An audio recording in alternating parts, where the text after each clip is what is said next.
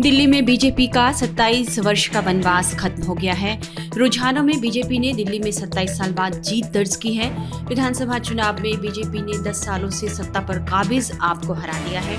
48 सीटों के साथ बीजेपी आगे है, तो अभी तक आपको 22 सीटें मिली हैं। बीजेपी की जीत के बाद कार्यकर्ताओं में जश्न का माहौल है।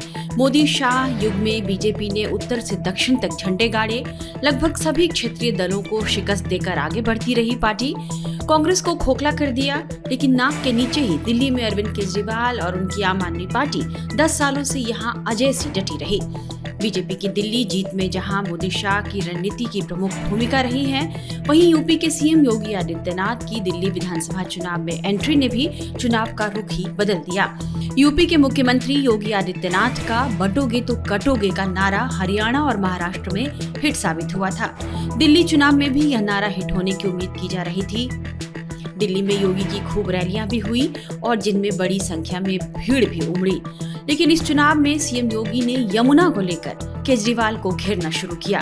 मुख्यमंत्री योगी आदित्यनाथ ने 23 जनवरी को दिल्ली के 3 विधानसभा क्षेत्रों में चुनावी जनसभाएं की और आम आदमी पार्टी और उनके नेता अरविंद केजरीवाल पर तीखा हमला बोला। मुख्यमंत्री ने कहा कि दिल्ली की दुर्गति के लिए केजरीवाल ही सबसे बड़े अपराधी हैं। उन्होंने यमुना नदी की सफाई को लेकर अरविंद केजरीवाल पर हमला किया और कहा कि मैंने तो अपनी पूरी कैबिनेट के साथ संगम में डुबकी लगाई, क्या केजरीवाल भी अपनी टीम के साथ यमुना में स्नान कर सकते हैं?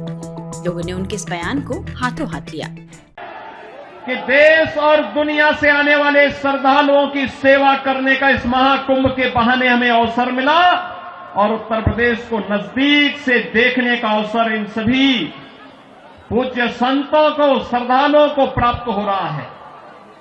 बहनों और भाइयों, अगर एक मुख्यमंत्री के रूप में मैं और मेरे मंत्रीगण प्रयागराज के संगम में स्नान कर सकते हैं, तो मैं पूछना चाहता हूं, दिल्ली में आम आदमी पार्टी के अध्यक्ष से अरविंद केजरीवाल जी से मैं पूछना चाहता हूं, क्या यमुना जी में वह भी अपने मंत्रियों के साथ जाकर के स्नान कर सकते हैं क्या?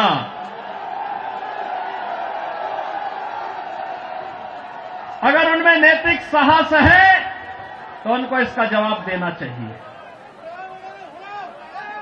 यमुना मैया को एक गंदे नाले के रूप में बदलने का अपराध क्या उन्होंने किया है कि नहीं किया है?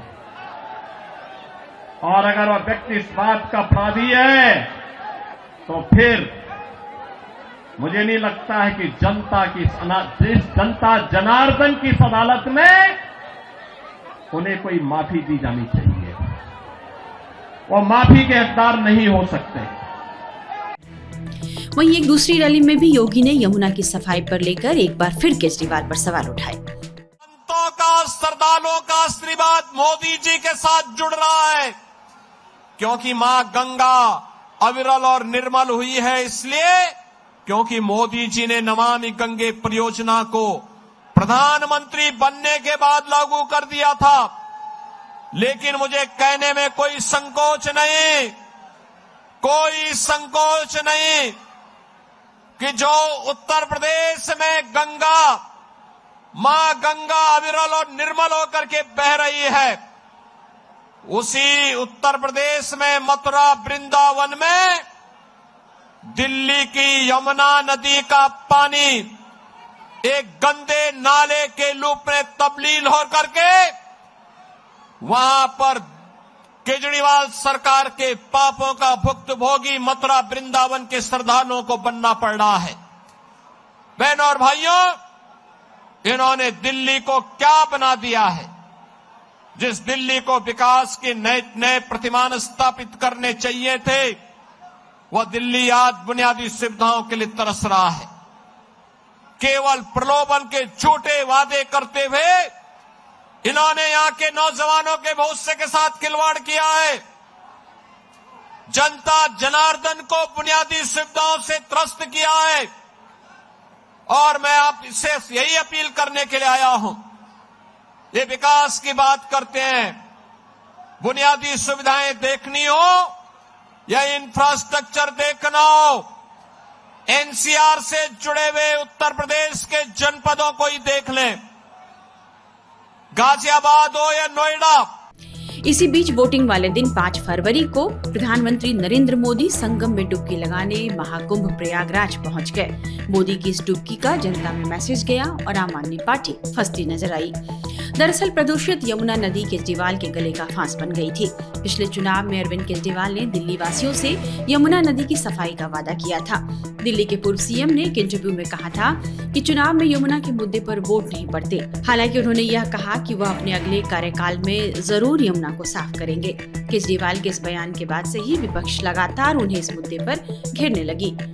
यमुना की सफाई को बीजेपी ने बड़ा मुद्दा बनाया। इस मुद्दे पर बीजेपी के तमाम बड़े नेताओं ने केजरीवाल को उनका 5 साल पुराना यमुना में डुबकी लगाने का वादा याद दिलाया। पीएम मोदी से लेकर सीएम योगी, गृह मंत्री अमित शाह और अन्य नेता भी लगातार केजरीवाल को डुबकी चैलेंज देते रहे। नई दिल्ली विधानसभा सीट से केजरीवाल के प्रतिद्वंदी बीजेपी उम्मीदवार प्रवेश वर्मा ने तो केजरीवाल के कटआउट की ही यमुना में डुबकी लगवा दी। कटआउट में केजरीवाल कान पकड़े देखे गए, जिस पर उनकी तस्वीर के साथ लिखा था, मैं फेल हो गया, मुझे वोट मत देना। 2025 तक यमुना साफ नहीं कर पाया। अब जब दिल्ली में 27 सालों बाद बीजेपी ने जीत हासिल की है, तो इस जीत से गदगद सीएम योगी क्या बोले, ये भी सुनिए। दिल्ली विधानसभा चुनाव का परिणाम और उत्तर प्रदेश की अयोध्या जनपद की मिल्कीपुर विधानसभा उपचुनाव का परिणाम झूठ एवं लूट की राजनीति पर पूर्ण विराम का स्पष्ट संकेत कर रही है। आदरणीय प्रधानमंत्री श्री नरेंद्र मोदी जी के नेतृत्व में सेवा, सुरक्षा, सुशासन और लोक कल्याणकारी जो कार्य पिछले 11 वर्षों से निरंतर चल रहे हैं, उनकी विजय है। मैं दिल्ली में विजयी हुए सभी प्रत्याशियों को, भारतीय जनता पार्टी के सभी कार्यकर्ताओं को हृदय से बधाई देता हूं और आदरणीय प्रधानमंत्री जी, भारतीय जनता पार्टी के राष्ट्रीय अध्यक्ष आदरणीय श्री जेपी नड्डा जी, रणनीतिकार के रूप में केंद्रीय गृह और सहकारिता मंत्री आदरणीय श्री अमित शाह जी समेत केंद्रीय नेतृत्व को 2.5 दशक के बाद दिल्ली में कमल खिलाने के लिए हृदय से अभिनंदन करता हूं। दिल्ली में झूठ और लूट की राजनीति पर पूर्ण विराम हुआ है।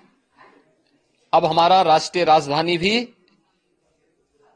विकास, सुशासन और लोक कल्याणकारी योजनाओं का सही लाभ दिल्ली वासियों को प्रदान करने में सफल होगा।